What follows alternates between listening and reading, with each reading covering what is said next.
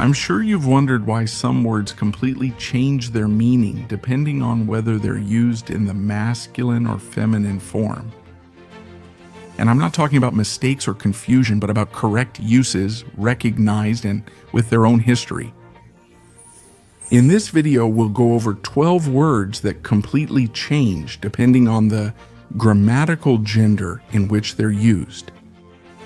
Let's find out what they mean in each case, where some of these uses come from, and in what context you might hear them.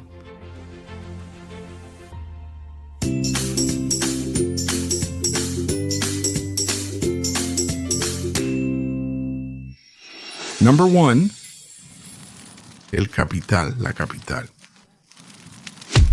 Let's start with a very well-known one. When we use the masculine form, that is, el capital, we're talking about money, assets, or economic resources. For example, I invested all my capital in the new company. Here, capital is what you own in money to produce or invest. On the other hand, when it's used in the feminine form, it becomes the most important city of a country or region, whether administratively or financially. Example, Bogota is the capital of Colombia. Interestingly, both meanings come from the Latin word caput, which means head. That's why in one case we talk about an economic head, and in the other a geographic or administrative head. Number 2, the comet. The kite. The comet in the masculine form is the celestial body with a bright tail that we occasionally see crossing the sky. Example, Halley's Comet will be seen again in the year 2061. On the other hand, cometa in the feminine form is a toy that flies with the wind, also known as a kite, depending on the country. For example, as a child, I loved to fly, the kite in the park. Cometa comes from the Latin cometa, and that from the Greek kometes, which can be interpreted as the one who carries long hair, represented by the luminous trail left by a comet.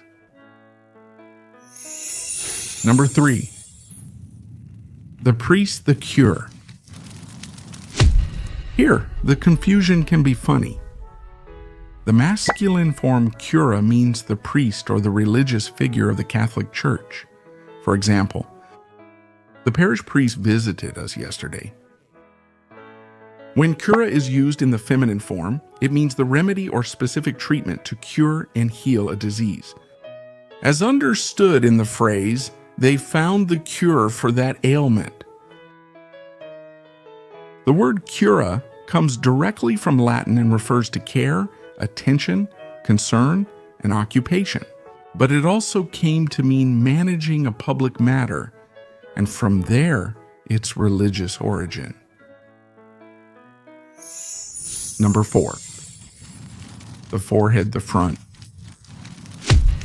When we use the word in the masculine form, el frente can refer to the front part of an object or a line of advance, such as in the case of a battle line or a front of air. Example, the front of the house needs painting, right? The weather will be affected by a cold front. When the feminine counterpart is used, that is, la frente, it refers to the upper part of the face between the eyebrows and the hair. For example, did he have sweat on his forehead after running? Both meanings retain the idea of the front part, but in very different contexts. Number 5, the order, sequence, the order, command.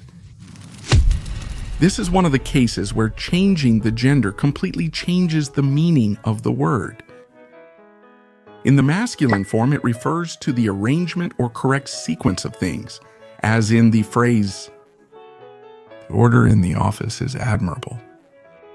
On the other hand, in the feminine form, it has the connotation of command, instruction, or assignment, among other meanings. Example, the captain gave the order to advance. Number 6, the earring, the slope.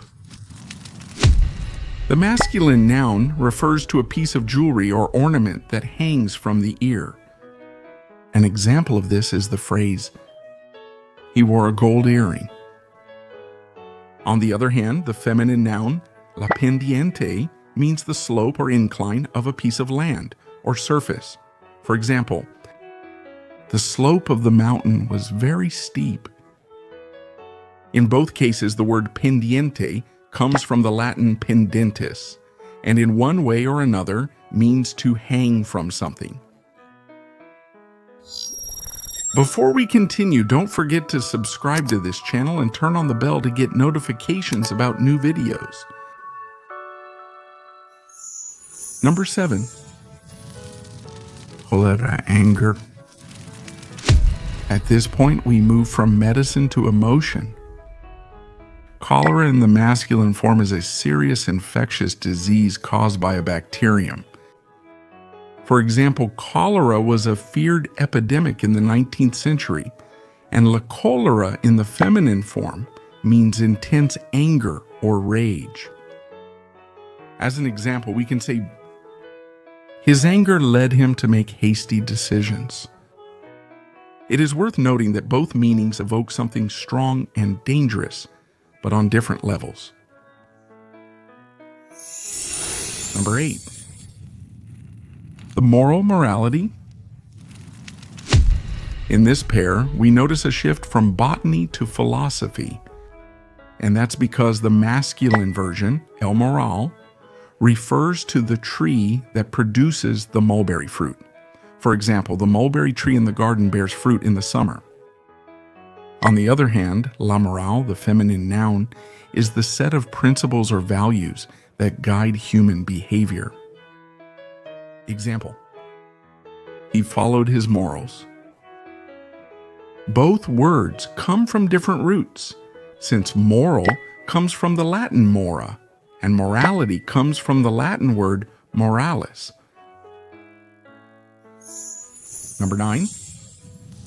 El corte, la corte. The masculine word el corte can mean the action or result of the verb corter, to cut. For example, we can say, the woodcut was very precise. On the other hand, the feminine version, the court, is the group of people who accompany a king or an authority, or it can also mean the court of justice. Example, the royal court holds a banquet. While the masculine focuses on a physical action, in this case the verb to cut, the feminine refers more to a group of people or an institution. Number 10. He splits the part. The masculine noun el parte refers to a report or official statement, as shown in the following example. The medical report indicates a favorable recovery.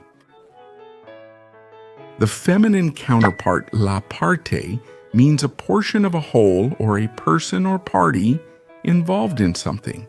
For example, that part of the text is crucial. The parties to the contract reached an agreement. Number 11. Tomorrow, the morning. Here the change also impacts temporality. The masculine noun el mañana specifically refers to the future in general. For example, el mañana depends on what we do today. The feminine counterpart is the part of the day before noon, as can be seen in the following example. See you tomorrow morning. Although both sound similar, they move between the future and a specific time slot. Number 12. The vowel. Here we have a case of a position versus a sound. The masculine form el vocal refers to a member of a board, assembly, or committee who has a voice in making decisions. Example, the member of the commission presented the report.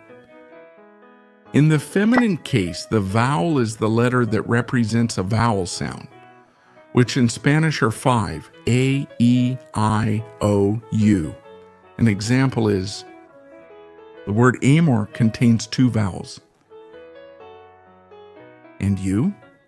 Do you know other words that change meaning depending on gender? I invite you to leave them in the comment box. And that's all for today. If you like this video, don't forget to give it a like and subscribe to this channel.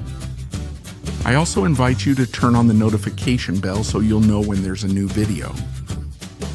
See you soon.